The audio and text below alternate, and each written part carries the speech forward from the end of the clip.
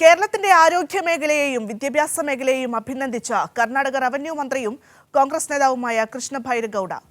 K C. Venugopal അടക്കം കേരളത്തിലെ കോൺഗ്രസ് നേതാക്കളുടെ സാന്നിധ്യത്തിലായിരുന്നു കേരളത്തെ അദ്ദേഹം പ്രശംസിച്ചത്. കേന്ദ്ര അവഗണനയ്ക്കിടയിലും ആരോഗ്യ മേഖലയിലും വിദ്യാഭ്യാസ മേഖലയിലും കേരളം നമ്പർ 1 ആണെന്ന് കർണാടക റവന്യൂ മന്ത്രി പറഞ്ഞു.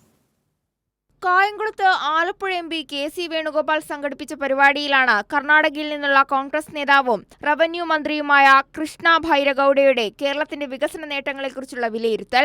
കേരളത്തിന്റെ ആരോഗ്യ വിദ്യാഭ്യാസ മേഖലയിലടക്കം മികച്ച വികസനമാണ് നടന്നിരിക്കുന്നതെന്നും അത് ഇന്ത്യ മാതൃകയാക്കണമെന്നും അദ്ദേഹം പറഞ്ഞു.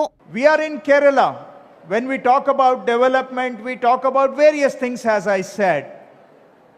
But if human resource is the most important resource, if human development is the most important asset any country has, then Kerala is number 1 in the whole of India when it comes to human development.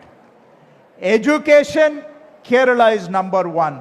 Healthcare, Kerala is number 1. Human development, Kerala is number 1.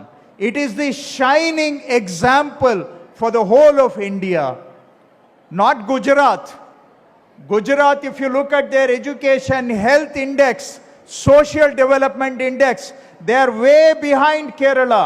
Kerala shows the way for whole of India when it comes to human development. കേരളത്തിലെ കോൺഗ്രസ് നേതാക്കൾ പോലും ആരോഗ്യ വകുപ്പിനെയും അതോടൊപ്പം തന്നെ വിദ്യാഭ്യാസ വകുപ്പിനെയും പരസ്യമായി കുറ്റം പറയുകയും സോഷ്യൽ മീഡിയയിലടക്കം വകുപ്പ് മന്ത്രിമാരെ അപഹാസ്യരാക്കുകയും ചെയ്യുന്ന സാഹചര്യത്തിലാണ് കർണാടകയിലെ മന്ത്രിയുടെ കേരളത്തെക്കുറിച്ചുള്ള ഈ പ്രശംസ.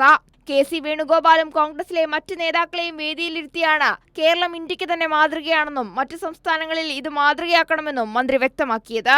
കൈരളി ന്യൂസ്, ആലപ്പുഴ.